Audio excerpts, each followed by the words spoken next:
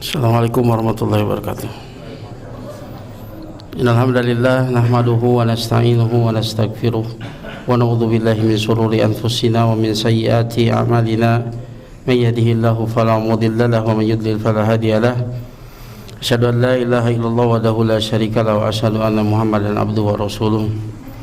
Ya ayyuhalladzina amanu ittaqullaha haqqa tuqatih wa la tamutunna illa wa antum muslimun. Ya ayuhan nasu taqu rabbakumul ladzi khalaqakum min nafsin wahidah wa khalaqa minha zawjaha wa batha minhuma rijalan katsiran wa nisaa'a wa taqullaha alladzi tasaaluna bihi wal arham innallaha kana 'alaikum raqiba. Ya ayyuhalladzina amanu ittaqullaha wa qulu qawlan sadida yuslih lakum a'malakum wa yaghfir lakum dhunubakum wa may yuti'illaha wa rasulahu faqad faza fawzan 'azima. Amma ba'd. Fa inna asdaqal haditsi kitabullah wa khairul hadi hadi Muhammadin sallallahu alaihi wasallam wa syarrul umuri muhdatsatuha fa inna kulla muhdatsatin bid'ah fa inna kulla bid'atin dhalalah fa inna kulla dhalalatin finnar. Masyaallah muslimin wa muslimat rahimani wa rahimakumullah. Alhamdulillah kita masih dipertemukan dengan pembahasan Asmaul Husna dengan kitab Walillahil Asmaul Husna faluhu biha yang ditulis oleh Syekh Abdul Aziz bin Nasir Al-Julail rahimahullah taala. Pada kesempatan kali ini insyaallah kita akan membahas di antara nama Allah Ta'ala yaitu Al-Fattah, yang maha menghakimi, yang maha membukakan, dan yang maha menolong. Itu di antara makna-makna dari nama Allah Al-Fattah. Nama ini disebutkan satu kali di dalam surat Saba ayat 26. Allah berfirman, Qul yajma'u bainana rabbuna thumma yaftahu bainana bil haqq wa huwal fattahul alim. Katakanlah, Rabb kita akan mengumpulkan kita, kemudian dia akan memberikan keputusan di antara kita. Jadi hakim, memberikan keputusan di antara kita bil haq, dengan kebenaran. Wa huwal fattahul alim, dialah yang maha memutuskan lagi maha mengetahui. Digandingkan nama Allah Al-Fattah dengan Al-Alim, bahwa menunjukkan keputusan Allah Ta'ala itu adalah keputusan yang didasari oleh ilmu yang sempurna, maka keputusannya pasti adil, pasti maslahat. Juga disebutkan satu kali dalam sighah tafdil, ya, dengan sighah tafdil dalam surat Al-A'raf ayat 89, Rabbana ftah bainana wa baina qaumina bil haqq wa anta khairul fatihin. Wahai Rabb kami, putuskanlah di antara kami dan kaum kami dengan kebenaran, dan Engkau adalah sebaik-baik yang memutuskan. Itulah dalil yang menyebutkan bahwa di nama Allah Al-Fattah termasuk nama-nama Allah yang maha indah. Allah yang menamai dirinya dengan nama tersebut. Kemudian Al-Fathu ya, Naqidul Ighlaq. Al-Fatah itu kebalikan dari tertutup. Jadi Al-Fathu itu pembukaan atau terbuka, kebalikan dari penutupan. Juga Al-Fathu maknanya adalah An-Nasru, pertolongan. Makanya ketika istiftah, kata istiftah maknanya apa? Minta pertolongan. Berkata Ar-Raghib Al-Asfahani, kata beliau, Al-Fathu izalatul ighlaq wal iskal wa dzalika ad-darban. Kata Ar-Raghib, secara bahasa Al-Fathu itu adalah menghilangkan ketertutupan dan iskal, kesulitan, ya, menghilangkan atau membuka yang tertutup dan yang iskal, yang sulit. Dan ini ada dua macam darban, ada dua macam. Ahaduhuma yudraku bil basar kafathil bab, ya, salah satunya yaitu pembukaannya itu bisa ditangkap oleh penglihatan, seperti terbukanya pintu. Itu pembukaan yang bisa dilihat oleh mata. Asani, yang kedua, yudraku bil basirah kafathil hammi wa huwa izalatul ghammi. Yang kedua, pembukaannya itu bisa diraih, digapai, ya, bisa dapatkan oleh basirah, oleh ilmu. Kalau yang tadi bisa dengan mata, ini mah nggak bisa dengan mata, tapi dengan ilmu. Seperti kafathil hammi wa huwa izalatul ghammi, itu membukakan kesulitan, Itu maksudnya menghilangkan kesulitan. Itu nggak bisa dilihat oleh mata, tapi bisa dilihat oleh ilmu. Dan bentuk yang kedua ini yang bisa hanya diraih oleh ilmu ada dua macam. Yang pertama fil umuri dunyawiyah kagomi yufroju wal faqri yuzalu bil ato ilmal wa nahwi. Yang pertama yang bisa ditangkap oleh ilmu, yang pertama adalah pada umum perkara-perkara duniawiyah seperti kesengsaraan, kesulitan, itu diberikan jalan keluar. Seperti kefakiran, maka dihilangkan dengan memberikan harta, ya. Jadi membukakan kesulitan dengan diberikan jalan keluar. Membukakan kefakiran dengan cara apa? Diberi harta untuk agar supaya cukup. Itu pada perkara duniawi.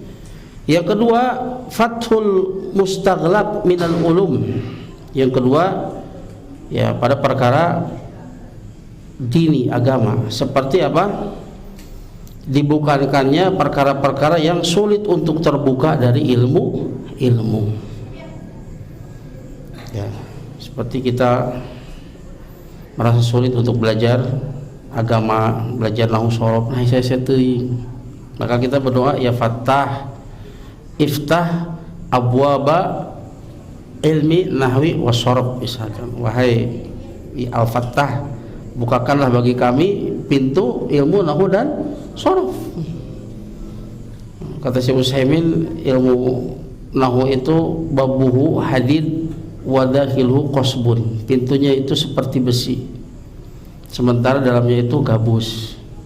Jadi kita harus sabar di awal untuk menggedor pintunya. Maka mintalah kepada Al-Fattah untuk dibukakan pintu. Nah, tinu besi teh. Lagi sekejero nama gampil. Nah, itu pembukaan yang sifatnya dini. Sebagaimana firman Allah Ta'ala juga surat Al-A'raf ayat 96, lau ana ahlal qura amanu wattaqau la fatahna alaihim barakatim minas sama'i wal ard. Seandainya penghuni negeri itu beriman dan bertakwa, tentu akan kami bukakan bagi mereka keberkahan dari langit dan bumi. Nah, ini pembukaan ini nggak bisa dilihat oleh mata, tapi dengan ilmu. Ya, itulah pengertian nama Allah Al-Fattah, ya.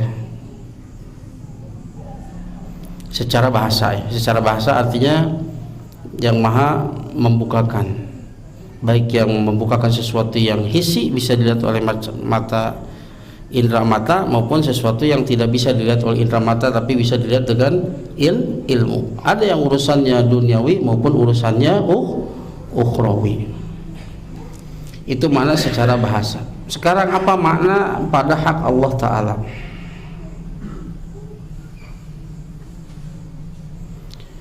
Ya, berkata Al-Imam Ibnu Qayyim rahimahullah ta'ala dalam nuniyahnya, kadzalikal fattah min asma'ihi wal fathu fi awsafihi amron. Demikian juga fattah termasuk nama-nama Allah Subhanahu wa taala, dan pembukaan dalam sifat Allah Ta'ala ada dua macam.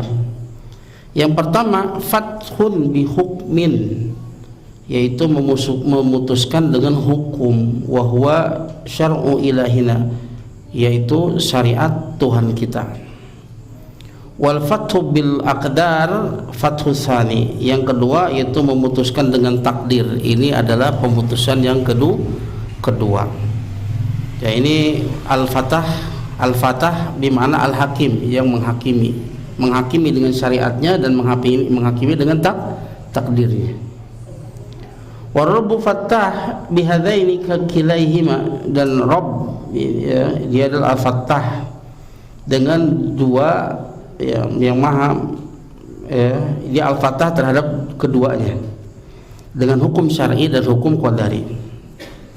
Adlan wa ihsanan min rahmah, ya, sebagai bentuk keadilan dan kebaikan dari Ar-Rahman. Kemudian Syekh As-Sa'di menguatkan makna tadi. Kata beliau,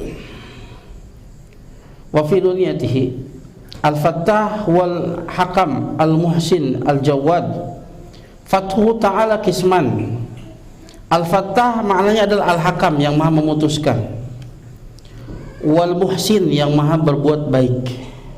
Wal Jawad, yang maha dermawan. Dan pembukaan Allah Ta'ala atau pemutusan Allah Ta'ala ada dua. Ahaduhuma fatuhu bihukmi dini wa hukmihi jazai. Yang pertama yaitu keputusan Allah Ta'ala dengan hukum agama dan hukum balasan, jazai. Asani al-fathu bihukmihi al-qadari. Al-fathu yang maha memutuskan dengan hukumnya yang sifatnya takdiri, qadari. Nah, kemudian beliau menjelaskan apa itu makna memutuskan dengan hukum agama, hukum jazai, balasan, dan hukum qadari.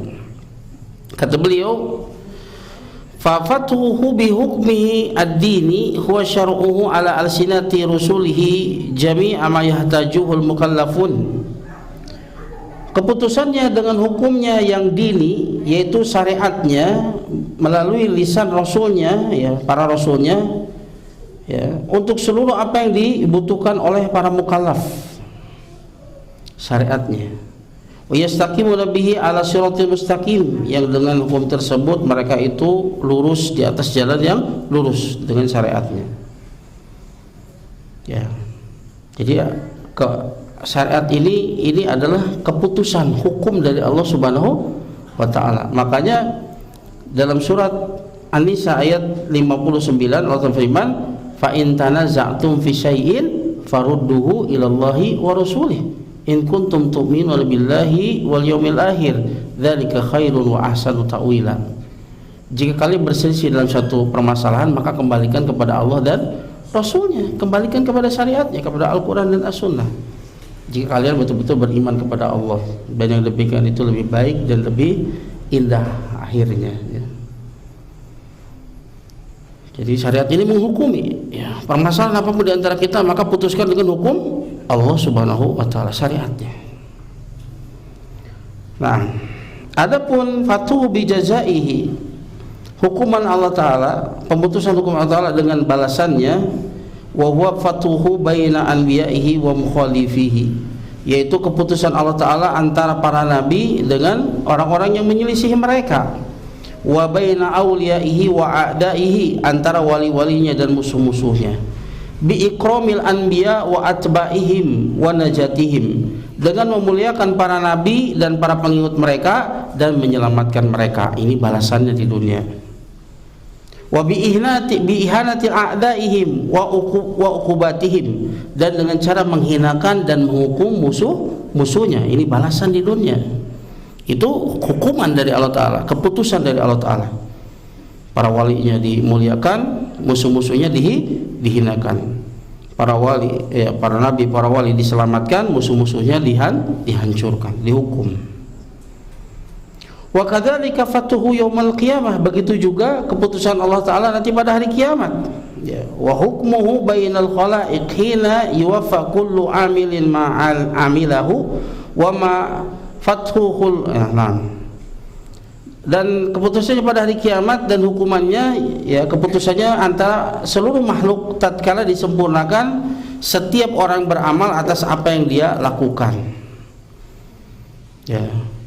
Faman ya'mal mithqala dzarratin khairan yarah wa man ya'mal mithqala dzarratin syarran yarah. Itu hukum balasan. Kadzalika fatuhu yaumal qiyamah. Amma fatuhu al-qadari fahuwa ma yaqdiruhu ala ibadihi min khairin wa syarrin wa naf'in wa dharin wa ata'in wa man'in. Adapun keputusan Allah Ta'ala yang sifatnya qadari, takdiri, yaitu apa yang Allah takdirkan kepada hambanya berupa kebaikan dan keburukan, kemanfaatan dan mudarat, Allah beri dan Allah tahan. Itu semuanya dengan takdir Allah Subhanahu wa Ta'ala. Allah Ta'ala berfirman dalam surat Fatir ayat yang kedua, wa ma yaftahillahu lin-nasi min rahmatin fala mumsikalaha wa ma yumsik fala mursilalahu min ba'dih wa huwal azizul hakim. Apapun yang Allah bukakan bagi manusia berupa rahmatnya, maka tidak akan ada yang bisa untuk menahannya. Sebaliknya barang siapa dan apapun yang Allah tahan, maka tidak ada seorang pun yang bisa melepaskannya setelah Allah Subhanahu wa taala. Ya. Laman ya lima a'ta wa lam mu'tiya lima mana'a. Tidak ada yang bisa menahan apa yang Allah beri dan tidak ada yang bisa memberi apa yang Allah tahan. Wa huwal azizul hakim, dan dia yang maha perkasa lagi maha bijaksana, maha meletakkan segala sesuatu pada tempatnya. Siapa yang berhak mendapatkan kebaikan, siapa yang tidak. Maka dari semua pemaparan tadi kita simpulkan makna dari nama Allah Al-Fattah. Yang pertama, nama Allah Al-Fattah maknanya adalah Al-Hakim, yang maha menghukumi. Alladzi yaqdi baina ibadihi bil haqqi wal adli bi ahkamihi syar'iyyah wa qadariyah al-jazaiyah. Yang pertama adalah Al-Hakim. Mana Allah Al-Fattah artinya Al-Hakim, yang maha memutuskan, yang memutuskan di antara hambanya dengan al-haq dan keadilan, dengan hukum-hukum syariatnya, hukum qadariyah dan hukum jazaiyah. Mana yang kedua, alladzi yaftahu li ibadihi abwabar rahmah wa rizqa wa man ghalaqa alaihim minal umur. Yang pertama, makna yang kedua makna yang kedua dari nama Al-Fattah adalah yang membukakan bagi hamba-hambanya pintu-pintu rahmat, pintu-pintu rizki, dan apa yang tertutup bagi mereka dari berbagai urusan, ya, termasuk semua permasalahan kita. Kita dapat masalah seolah-olah kayaknya nggak ada jalan keluar, tertutup sudah jalan keluar, padahal sesungguhnya jalan keluar itu semuanya ada di tangan Allah Subhanahu wa taala. Dialah Al-Fattah, yang maha membukakan jalan keluar bagi semua permasalahan kita.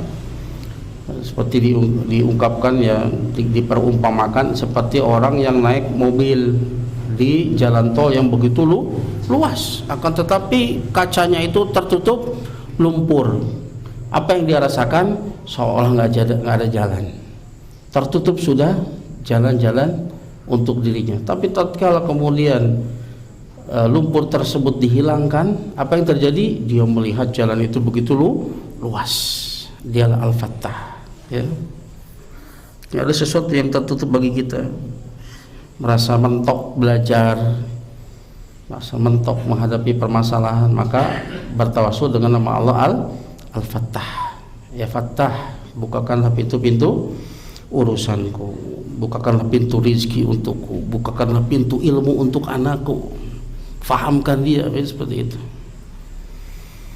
Yang ketiga, annahu bimakna nasir li ibadihil mu'minin walil madzlumi 'ala zalim. Yang ketiga, makna Al-Fattah adalah An-Nasir, yang maha menolong kepada orang beriman, yang maha menolong orang-orang yang didolimi atas orang yang mendolimi. Itu diantara makna Al-Fattah.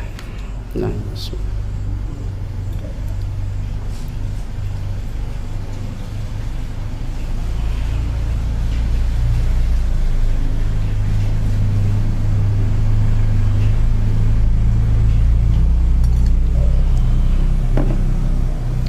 sekarang apa buah dari mengimani nama Allah Al-Fattah? Buah yang pertama, mahabbatu subhanahu wa ta'alluq bihi wahdah alladhi biyadihi maqalidu kulli syai'. Yang pertama adalah semakin mencintai Allah Subhanahu wa taala. Dialah yang maha sempurna, ya. Yang kemudian bertakluk, ya, bergantung hanya kepada Allah semata, ya. Kenapa? Karena hanya di tangannya seluruh kendali segala sesuatu, ya, di tangannya seluruh kendali segala sesuatu dialah yang mengaturnya, yang zahir maupun yang batin, yang besar maupun yang kecil, urusan dunia maupun urusan akhirat, maqalid, semua kendalinya itu di tangan Allah Subhanahu wa taala. Wa huwa alladhi biyadihi mafatihul ilm wal huda wal khairi war rahmah war rizq. Di tangannya, ya, kunci-kunci ilmu, kunci-kunci hidayah, kunci-kunci kebaikan dan rahmat dan juga rizki. Maka mintakan kepada Al-Fattah, ya, untuk membukakannya, ya, memberikannya, ya, kunci-kunci petunjuk, ya, untuk anak-anak kita, untuk saudara kita, ya, untuk kita tentunya. Kunci-kunci ilmu, kunci-kunci kebaikan, rahmat dan rizki. Wa mafatihu man ghalaqa minal umur, dan hanya di tangan dia kunci-kunci perkara yang tertutup dari berbagai permasalahan. Wa hariyun biman yamliku hadzal mafatih wa la yamlikuha ahadun siwa an yuta'allaqa bihi wa yutawakkala alaihi fala yurja illa huwa. Maka pantaslah yang memiliki seluruh kunci-kunci tersebut, dan tidak ada yang memilikinya kecuali dia semata, ya, untuk layak untuk kemudian dijadikan sandaran, ditawakali, dan tidak diharapkan kecuali dia. Wala yud'a illa huwa, tidak ada yang diseru kecuali dia.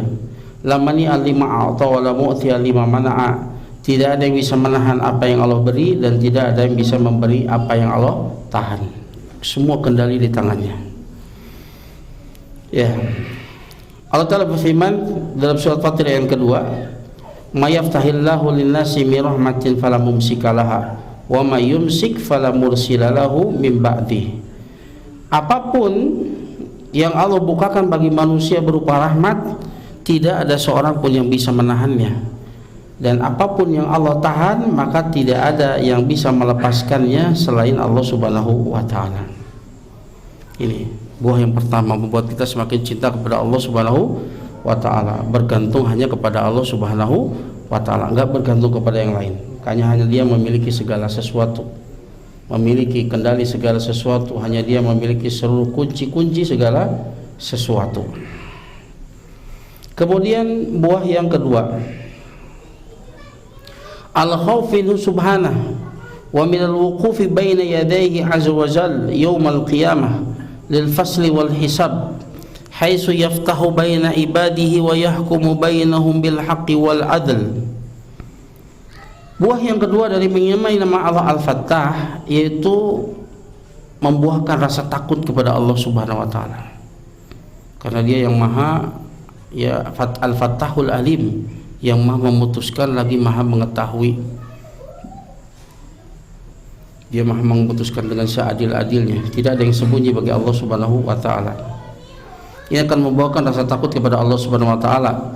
Wa minal wuquf baina yadayhi, dan juga takut untuk berdiri di hadapan Allah Azza wa Jalla yaumal qiyamah, pada hari kiamat. Itulah hari yang besar, ya, hari yang harus kita perhitungkan. Yaumun azim yauma yaqumun nasu li rabbil alamin. Hari yang besar itu hari di mana manusia itu berdiri di hadapan Rabb semesta alam, mempertanggungjawabkan apa yang dia yakini, apa yang dia niatkan, apa yang dia ucapkan, apa yang dia lakukan. Itu hari yang besar. Kita takut untuk kemudian berdiri di hadapan Allah Ta'ala pada hari kiamat, lil fasli wal hisab, untuk pemutusan dan hisab. Haitsu yaftahu baina ibadihi wa yahkumu bainahum bil haqqi wal adl, di mana ketika itu Allah Ta'ala akan memberikan keputusan dan menghukumi di antara mereka dengan kebenaran dan keadilan. Ya. Wa hadzal hauf yusmirul hadra min adh-dhulmi bi anwa'ihi wa bi khasah dzulmal ibad wa ta'addi ala huquqihim. Li'anna Allah al-Hakam al-Adl al-Fattah al-Alim la yudlamu indahu ahadun wa sayaqtisu lil madlumi min zalimihi fi yaumil fasli wal hisab. Ya, rasa takut ini akan membuahkan al-hadr, hati-hati, waspada. Ya, waspada dari berbuat kedoliman dengan berbagai macam jenisnya, terlebih terkhusus lagi kedoliman kepada hamba dan melanggar hak-hak mereka. Kalau dengan Allah Ta'ala, Allah Maha Pemaaf, Allah Maha Pengampun, ya, Allah Maha Lautan Hampura, coba dibaca. Seberapa besar pun dosa kita, Allah pasti akan mengampuni kalau kita bertobat kepadanya. Tapi berbeda dengan hamba, terkadang mereka memaafkan, terkadang tidak. Kalau tidak memaafkan, maka mereka akan menuntut kita nanti pada hari kiamat. Maka hati-hati. Ya, kita pernah bahas tentang hadis al-muflis, ya, orang yang bangkrut datang membawa pahala sholat, pahala saum, pahala zakat, banyak pahalanya, diterima, makbul di sisi Allah Ta'ala. Akan tetapi dia pernah mencela si fulan, pernah memukul si fulan, pernah mengambil harta si fulan, maka kebaikannya itu akan diberikan kepada orang-orang yang didoliminya, sehingga habis kebaikan itu. Tatkala sudah habis, sementara yang menuntutnya masih banyak, apa yang dilakukan? Keburukan orang-orang yang menuntutnya itu diberikan kepadanya. Tadi datang bawa pahala yang banyak, ternyata sampai minus. Itulah orang yang bangkrut. Maka hati-hati kedoliman terhadap hamba. Itu tadi, Allah itu Maha Pemaaf. Seberapapun dosa kita kepada Allah Ta'ala, kalau kita bertobat, Allah pasti ampuni. Tapi hamba belum tentu mengampuni kita. Ya. Maka hati-hati ya. Dan kalau mereka tidak mengampuni, maka dia akan menuntut nanti pada hari kiamat. Ya. Li'anna Allah al-Hakam, karena Allah Ta'ala adalah al-Hakam yang memutuskan, al-Adl yang maha adil, al-Fattah yang maha memilih memutuskan, al-Alim yang maha mengetahui. Tidak ada seorang pun di sisi Allah Ta'ala yang didolimi. Bahkan Allah akan menuntut kisos bagi orang yang didolimi atas orang yang mendoliminya pada hari pemutusan, pada hari hisab. Waqad samallahu azza wa jalla yaumal qiyamah biyaumil fathi. Sungguh Allah Subhanahu wa taala, Allah azza wa jalla menamai hari kiamat dengan yaumul fath. Hari kiamat dinamai dengan yaumul fath, hari keputusan. Ya, sebagaimana Allah Ta'ala berfirman dalam surat As-Sajdah ayat 29, Qul yawmal fathi la yanfa'ul ladzina kafaru imanuhum walahum yunzurun. Katakanlah yaumul fathi, itu hari keputusan, tidak bermanfaat keimanan orang-orang yang kafir, walahum yunzurun, dan mereka tidak akan ditangguhkan. Ya. Itu buah yang kedua ya. Yang ketiga, as-siqatu fi nasrillahi ta'ala wa fatihi li ibadihi al-mu'minin, wa huwa subhanahu alladhi ya'ti bil fathi baina ibadihi al-mu'minin wa 'adahi al-kafirin, wa minhu an-nasru wat tamkinu. Buah yang ketiga dari mengimani nama Allah Al-Fattah adalah as-siqah, percaya. Ya, kalau kita punya Rabb Al-Fattah, maknanya adalah An-Nasir yang maha menolong, percaya akan pertolongan Allah Ta'ala dan pemenangan Allah Ta'ala kepada hamba yang beriman. Ya. Maka Allah Subhanahu wa Ta'ala, ya, dialah yang akan memutuskan di antara hamba-hamba yang beriman dan musuh-musuh mereka dari kalangan orang-orang kafir. Ya, di antara keputusan Allah Ta'ala, dan Allah tentunya akan menangkan orang yang beriman. Ya, an-nasru wat tamkin, Allah akan berikan pertolongan, wat tamkin, Allah akan kokohkan dia. Fala yajuz, maka tidak boleh bihalin an yatatarraqa ila nafsil mu'min al-ya'su min fatihi subhanahu. Maka tidak boleh terbesit di dalam jiwa seorang mukmin keputusasaan dari pertolongan Allah Subhanahu wa Ta'ala. Yakin ya, Allah pasti adil, nggak mungkin kemudian orang yang zalim itu tidak mendapatkan balasan siksa, dan mustahil orang yang baik ya, orang yang dizalimi kemudian tidak mendapatkan kebaikan, tidak dimenangkan oleh Allah Subhanahu wa Ta'ala. Wa nasruhu idza abda'a falahu subhanahu al-hikmatu min ta'khiri fathi wan nasri. Dan pertolongan Allah Subhanahu wa Ta'ala jika dirasakan telat, padahal bukan telat, bukan waktunya, Allah lebih tahu kapan waktunya. Dan bisa jadi pertolongan itu belum terpenuhi syaratnya, dan masih ada penghalang-penghalangnya. Ya, di antara penghalang-penghalang dari pertolongan adalah kemaksiatan secara umum, ya, kesyirikan, kebid'ahan, kemaksiatan. Makanya ketika perang Uhud, di antara sebab kaum muslimin mendapatkan kekalahan apa? Kemaksiatan. Karena sebagian para sahabat itu tidak mematuhi perintah Rasul untuk bertahan di bukit rumah. Itu di antara penyebabnya. Maka Allah timpakan kekalahan.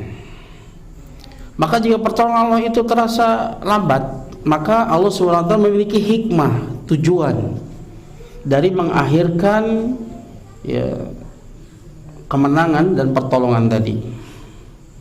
Ida inqadat asbabun nasri wantafa'at mawani'uhu ja'an nasrullahi wal fathuhu. Jika terkumpul sebab-sebab pertolongan dan tidak adanya penghalang-penghalang dari pertolongan tersebut, sungguh pertolongan Allah dan kemenangan itu pasti akan datang. Wahina idin, dan ketika itu yafrahul mu'minun, orang beriman itu akan bergembira binasrillah, dengan pertolongan Allah. Yansuru may yasha, dan Allah menolong siapa pun Dia kehendaki. Wa huwal azizur rahim, dan Dia yang maha perkasa lagi maha penyayang. Mudah bagi Allah untuk mendatangkan pertolongan. Cuman kenapa kok lambat? Bisa jadi ada hikmah-hikmah di balik semua itu. Bisa jadi Allah hendak memberikan kepada dia pintu-pintu untuk mendapatkan pahala kesabaran ketika ditangguhkan pertolongan tersebut, yang dengannya mendapatkan pahala yang sangat banyak. Dan kita sudah pernah sebutkan bagaimana besarnya pahala kesabaran, sampai-sampai saja penghuni surga saja sampai iri, menunjukkan pahala kesabaran itu begitu besar. Penghuni surga dia sudah dapat segalanya, tapi ketika melihat orang yang ahlul bala diberikan pahala, mereka sangat iri. Hadis riwayat Abu Dawud, hadis hasan, Rasul bersabda, yawaddu ahlul afiyah yaumal qiyamah hina yu'ta ahlul bala ats-tsawaba law anna juludahum kanat quridat fid dunya bil maqarid. Ahlul afiyah, orang yang ketika di dunia itu anteng-anteng we, tara menang musibah, anteng we, nah, itu akan sangat menginginkan nanti pada hari kiamat tatkala ahlul bala, orang yang ketika di dunia itu sering tertimpa musibah, tatkala mereka ahlul bala itu diberikan pahala. Nah, orang ahlul afiyah tadi berandai-andai, seandainya ketika di dunia itu ya kulit mereka itu digunting-gunting dengan gunting, kemudian mereka sabar. Kenapa? Melihat pahala kesabaran begitu besar pahala kesabaran. Ya, juga di antara hikmahnya Allah hendak mengangkat derajatnya.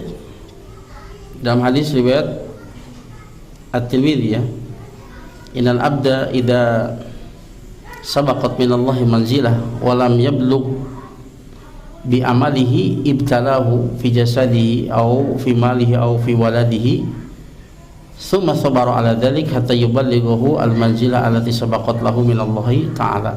Sesungguhnya seorang hamba, jika Allah menghendaki derajat yang tinggi bagi dia di surga, sementara amalan itu enggak cukup untuk sampai ke manzilah tadi, apa yang Allah lakukan? Allah uji dia dengan ujian yang menimpa kepada jasadnya, kepada hartanya, kepada anak keturunannya. Kemudian setelah itu wasobaro ala dzalik, Allah jadikan dia sabar menghadapi ujian tersebut, sampai dia kemudian dengannya sampai kepada manzilah yang telah Allah tetapkan sebelumnya. Jadi kalau ketika tertimpa musibah, sabar. Mungkin ini Allah hendak mengangkat derajat kita nanti di surga. Masih banyak lagi, ya. Di antaranya takfirud dzunub, menghapuskan dosa.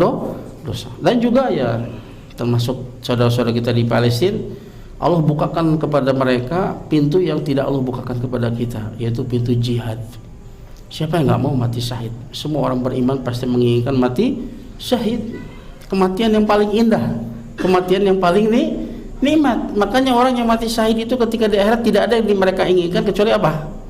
Dihidupkan kembali, kemudian berperang mati syahid lagi. Ini menunjukkan apa? Kematian yang nikmat, indah. Kalau seandainya kita memilih mati, ya mati yang paling indah. Ini dibukakan untuk mereka, yang tidak dibukakan untuk kita. Itu diantara hikmahnya. Ya, makanya pernah kita bahas nama Allah Al-Latif, ya, yang maha lembut, yang seringkali memberikan kemaslahatan bagi hambanya dengan cara yang tidak dirasakan oleh hambanya, bahkan terkadang dengan cara yang dibenci, termasuk dengan bala musibah. Pada di balik semua itu Allah hendak memberikan banyak kebaikan. Sungguh para Rasul sallallahu wasallam alaihim, mereka meminta kepada Allah Ta'ala untuk dihukumi, ya, ditetapkan, ya, antara mereka dengan kaum mereka, di mana terjadi antara para nabi dengan kaum mereka permusuhan, jidal, debat mereka. Maka para nabi meminta untuk difasil qadha, iqdi bainana wa bainahum, putuskan, ya, dengan kebenaran antara kami dengan mereka. Sebagaimana doanya Nabi Nuh alaihissalam dalam surat Asy-Syu'ara ayat 117 sampai 118, Allah Ta'ala sebutkan bagaimana Nabi Nuh berdoa kepada Allah Ta'ala. Qala rabbi inna qaumi kadzabuni, kata Nabi Nuh, wahai Rabbku, sesungguhnya kaumku itu mendustakanku, tidak beriman kepadaku, mereka mendustakanku. Faftah baini wa bainahum fathan wa najjini wa man ma'iya minal mu'minin. Maka Nabi Nuh berdoa, ya, putuskanlah antara aku dan mereka dengan keputusan yang nyata. Wa najjini wa man ma'iya minal mu'minin, dan selamatkan aku dan juga orang yang bersamaku dari kalangan orang-orang yang beriman. Dan Allah sudah ijabah. Allah turunkan banjir yang kemudian Allah binasakan orang-orang yang mendustakan Nabi Nuh, dan Allah selamatkan Nabi Nuh bersama dengan orang-orang yang mengikutinya dari kalangan orang-orang yang beriman dengan menaiki bahtera Nabi Nuh. Sudah Allah kabulkan. Begitu juga Nabi Syuaib, dia berdoa, Rabbana ftah bainana wa baina qaumina bil haqq wa anta khairul fatihin. Wahai Rabb kami, putuskanlah antara kami dan kaum kami dengan kebenaran, dan Engkau adalah sebaik-baik yang memutuskan. Fastajaba Allah subhanahu li rusulihi wa du'aihim.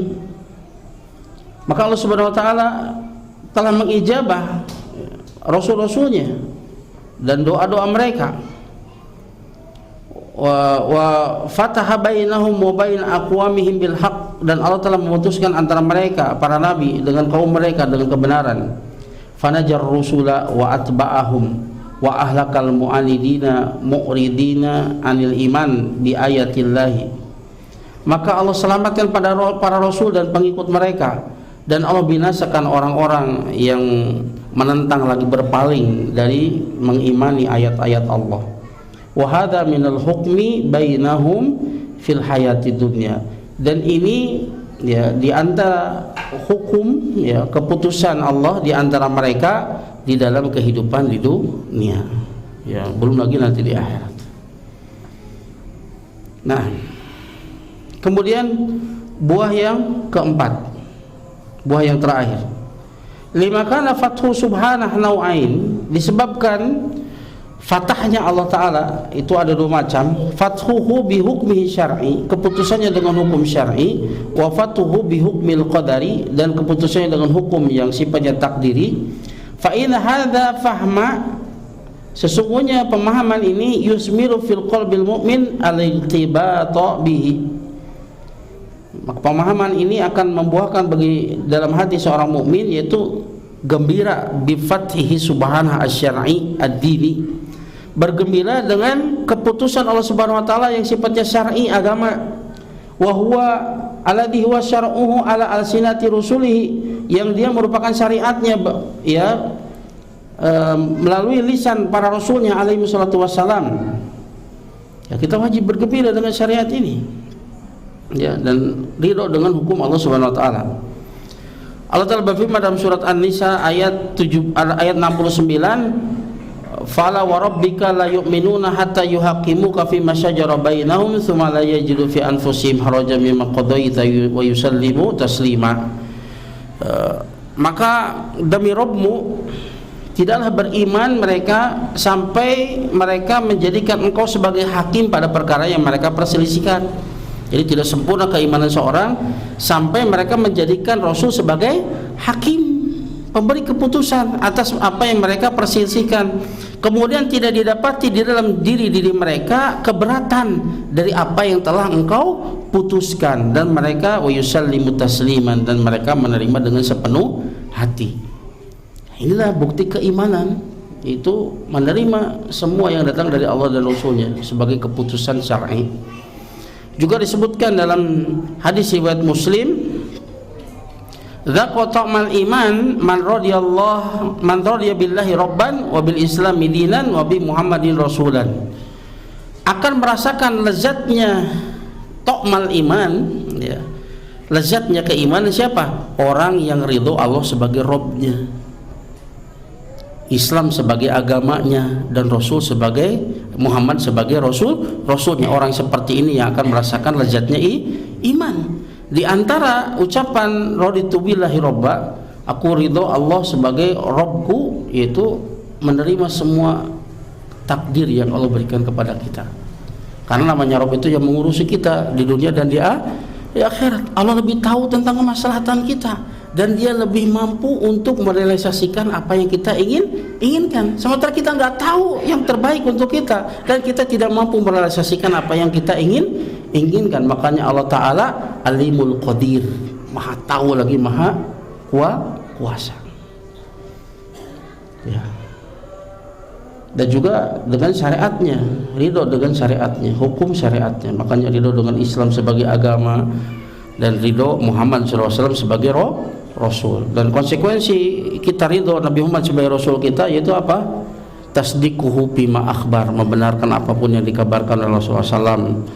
Imtisalu fima amar, melaksanakan apapun yang diperintahkan oleh Rasulullah SAW. Wajtinabu manahaan wa jajar, menjauhi apa yang dilarang dan diperingatkan oleh Rasulullah SAW. Karena mentaati Rasul sama dengan mentaati yang mengutusnya. Rasul adalah utusan. Wala yubadullah illa bima syara'a wa bayana Rasulullah SAW, dan tidaklah Allah diibadahi kecuali dengan apa yang disyariatkan dan dijelaskan oleh Rasulullah SAW. Itu konsekuensinya. Maka kita harus gembira ya dengan syariat ini, dan semua syariat ini, semua kebaikannya kembali kepada kita. Allah nggak butuh dengan ibadah kita, Dia maha kaya. Kita yang butuh untuk beribadah kepada Allah Subhanahu wa Ta'ala. Kemudian wa tauhidahu wa su'alallahi azza wa jalla as-sabat alaihi. Kemudian ini pun akan membuahkan mentauhidkan Allah Subhanahu wa Ta'ala dalam seluruh ibadah, dan meminta Allah azza wa jalla as-sabat alaihi, agar supaya kita diberikan as-sabat, keteguhan hati untuk istiqomah di atas agama ini. Kama annahu yasmiru tafwidul umur ila fatihi bi hukmihi qadari. Sebagaimana ini juga akan membuahkan kita akan tafwid, menyerahkan seluruh urusan kepada keputusan Allah Ta'ala yang sifatnya qadari. Apapun yang Allah takdirkan itu yang terbaik. Kemudian wa soal Allah azza wa jal al-fattah al-alim, ya mafatihal khair wa makana aqibatu khairan wa isti'adah bihi minal mafatih syar'i wa ma ya'ulu ilaihi. Kemudian membuat kita senantiasa meminta kepada Allah azza wa jal al-fattah al-alim, kunci-kunci kebaikan, dan apa-apa yang akibatnya adalah kebaikan, dan memohon perlindungan kepada Allah Ta'ala dari kunci-kunci keburukan dan segala sesuatu yang akan kembali kepada keburukan ya. Karena ingat sekali lagi, hanya di tangannya maqalidu kulli syai', kendali segala sesuatu. Hanya di tangannya mafatihu kulli syai', kunci-kunci segala sesuatu. Maka tawakal kepadanya, meminta hanya kepadanya, mentauhidkan dia di dalam ibadah ya. Nah, dan sekali lagi, ketika Allah Ta'ala menggandengkan wahwal fattahul alim, dialah al-fattah lagi al-alim, ini menginformasikan kepada kita bahwa dia yang maha memutuskan dan dia maha tahu segala sesuatunya.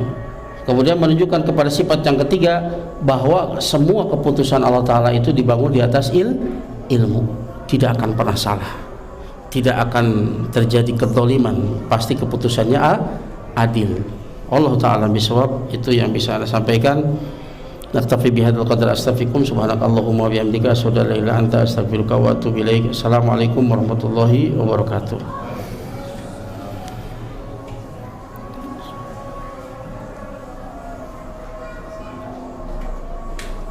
Adapun pertanyaan mungkin pada Isya ya. Ya.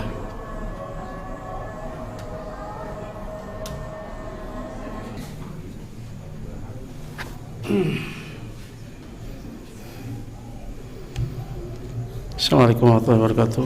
Alhamdulillah wassalatu wassalamu ala Rasulillah wa ala alihi washabihi wa man tabi'ahum bi ihsanin ila yaumil ba'd. Nah,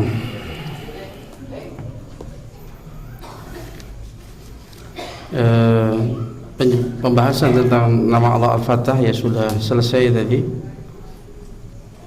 Ya, dalilnya, kemudian secara makna secara bahasa, kemudian makna secara hak Allah Ta'ala. Adapun makna pada hak Allah Ta'ala kembali kepada tiga makna, yaitu Al-Hakim yang maha memutuskan, kemudian Al-Fatih yang maha membukakan pintu-pintu rahmat, rezeki, dan apapun yang tertutup bagi hamba dari berbagai permasalahan.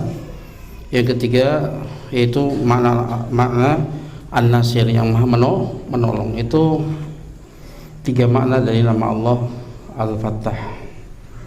Kemudian buah yang didapat dari nama Allah Al-Fattah, jazakallahu khair. Yang pertama adalah semakin mencintai Allah Subhanahu wa taala. Kemudian bergantung hanya kepada Allah semata. Kemudian buah yang kedua apa? Rasa takut kepada Allah Subhanahu wa taala. Takut untuk berdiri di hadapan Allah Ta'ala pada hari kiamat, ya, yaumil fasl, yaumil hisab. Kemudian yang ketiga, siqah, percaya dengan pertolongan Allah Subhanahu wa taala. Sebagaimana para nabi pun mereka memohon pertolongan kepada Allah Subhanahu wa taala. Kemudian yang ketiga apa? Gembira dengan hukum Allah yang sifatnya syar'i, ya. Hukum yang adil, yang baik, penuh maslahat. Dan juga ridho dengan hukum Allah yang takdiri. Apapun yang takdirkan kita wajib ridho dengannya, karena dialah yang maha mengetahui akan kemaslahatan kita, dan dia pun yang maha kuasa untuk mewujudkan apa yang kita inginkan. Sementara kita nggak tahu apa yang paling maslahat untuk kita, dan kita tidak mampu mewujudkan apa yang kita inginkan. Makanya Allah Ta'ala Alimul Qadir, yang maha mengetahui lagi maha kuasa, ya. Barangkali ada pertanyaan, silakan. Ya, ada pertanyaan? Ya, Kang, terusan.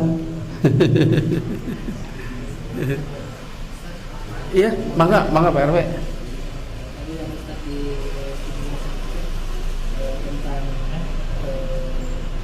Bahayanya tentang apa, tuntutan daripada orang yang dizalimi sama kita. Pertanyaannya, bagaimana dengan hukum orang yang tidak bisa memaafkan orang lain, sementara yang tadi Ustaz sampaikan bahayanya nanti akan ada tuntutan nanti di hadapan Allah ketika orang yang dizalimi itu menuntut kepada orang yang menzalimi, sehingga orang yang menzalimi itu tergolong orang yang muflis atau orang yang rugi atau orang yang bangkrut. Nah, konsekuensinya seperti apa, atau ada balasan seperti apa, atau gimana hukumnya orang yang tidak memaafkan tersebut? Apakah sama-sama mendapatkan azab Allah orang yang tidak memaafkan tersebut, sedangkan orang itu terzalimi katakanlah, dan orang itu tidak memaafkan, apakah dia juga berdosa? Bagus pertanyaannya. Terkait hukum bagaimana orang yang tidak mau memaafkan, ya. Ya, tentunya masalah memaafkan atau tidak itu hak dia, ya. Masalah memaafkan atau tidak itu hak dia. Akan tapi Allah Ta'ala memberikan banyak iming-iming untuk memberikan maaf. Seperti misalkan Rasulullah SAW bersabda, mazadallahu abdan bi'afwin ila izan. Tidaklah Allah menambahkan bagi seorang hamba disebabkan karena pemaafan kecuali pemuliaan. Jadi yang diraih dari pemaafan itu adalah kemuliaan. Kemudian al-jaza'u min jinsil amal, balasan bergantung kepada jenis perbuatan. Jika kita memaafkan, maka Allah akan memaafkan dosa-dosa kita. Dan dosa kita kepada Allah lebih banyak. Dan juga ya Allah puji, ya, sebagaimana Allah sebutkan la yastawil hasanatu wala sayyi'ah, tidak sama tentunya keburukan dengan kebaikan. Idfa billati hiya ahsan, balaslah keburukan dengan kebaikan. Fa idzal ladzi bainaka wa bainahu adawatun ka'annahu waliyyun hamim, kalau engkau balas keburukan dengan kebaikan, Tidak hanya memaafkan, justru membalas dengan kebaikan. Maka tiba-tiba orang yang tadinya ada permusuhan denganmu, kalau kita balas, dia buat buruk, kita balas dengan kebaikan, maka tiba-tiba dia itu seolah seperti teman yang sangat dekat. Eraheun sorangan. Wa may yulaqaha illa alladziina sabaru. Tidak ada yang diberikan anugerah seperti itu kecuali orang-orang yang sabar. Wa may yulaqaha illa dzu hadzin alim. Tidak ada yang diberikan anugerah seperti itu kecuali orang yang memang ditakdirkan untuk mendapatkan bagian yang besar. Jadi Allah iming-imingi. Jadi memaafkan itu diantara amal soleh.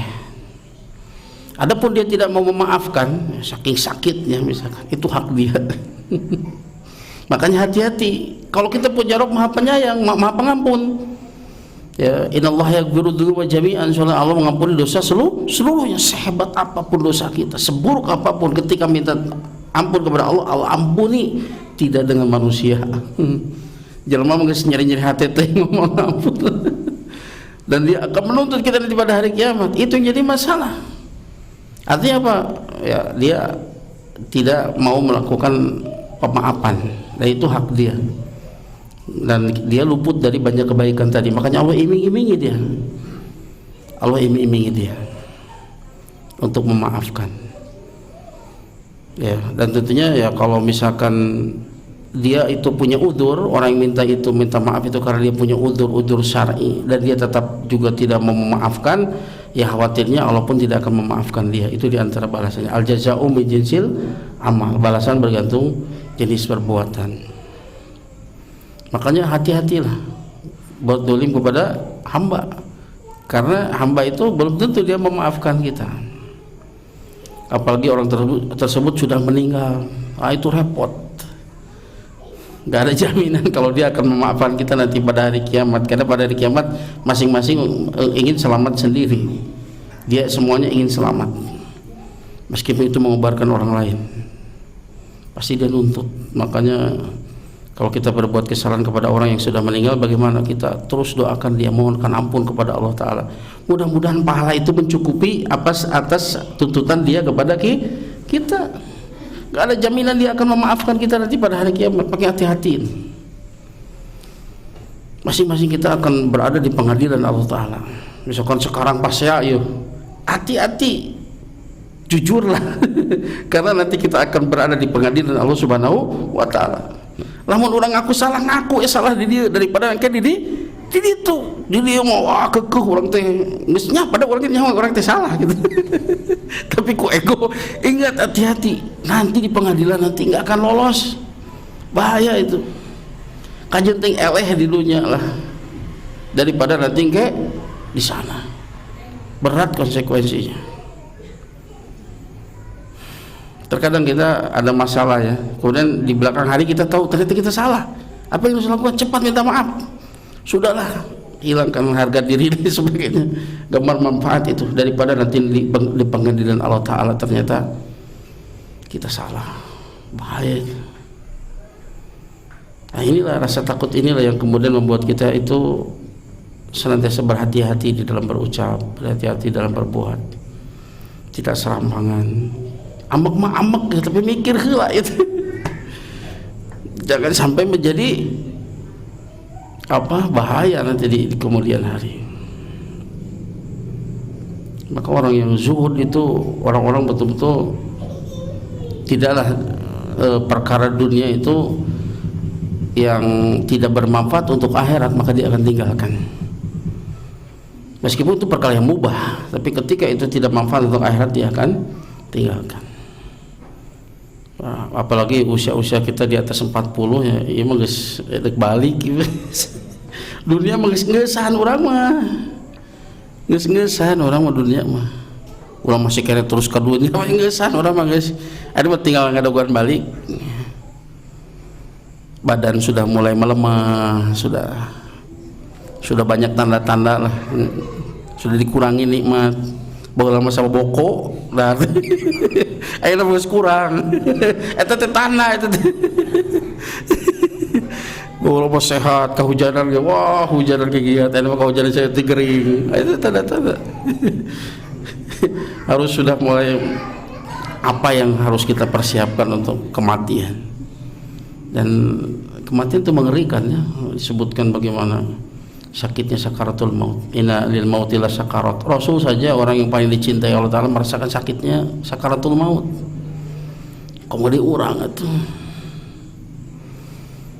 Dan tidak ada yang selamat dari himpitan kubur. Kalau ada yang selamat dari himpitan kubur, tentu Sa'ad siapa Amr bin Sa'ad itu selamat. Amr bin Sa'ad itu sampai aras itu bergetar ketika kematiannya. Orang soleh, tapi dia pun tidak selamat dari himpitan kubur.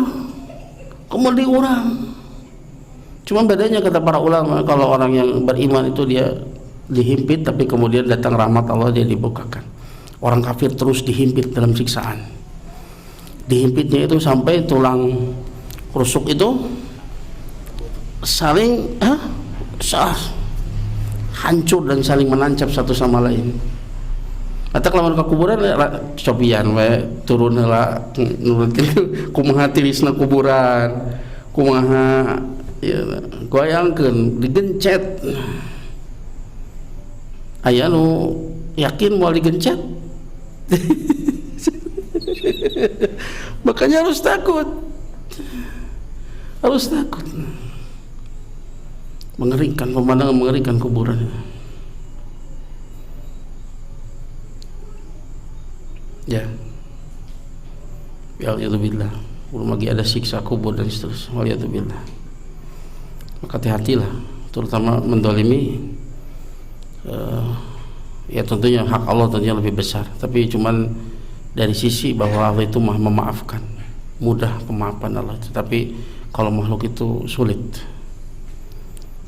Maka hati-hati di dalam berucap, di dalam bertindak. Kalau ada orang yang pernah kita dolimi, kita cepat minta maaf. Nggak apa-apa, malu di sini nggak apa-apa.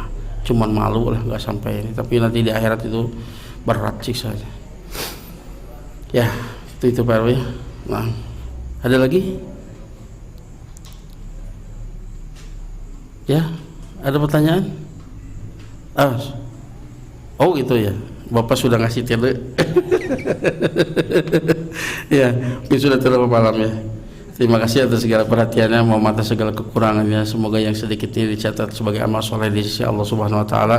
Naktafi bihadzal qadar, astaghfiruka subhanaka Allahumma bihamdika asyhadu an la ilaha illa anta astaghfiruka wa atubu ilaik. Assalamualaikum warahmatullahi wabarakatuh.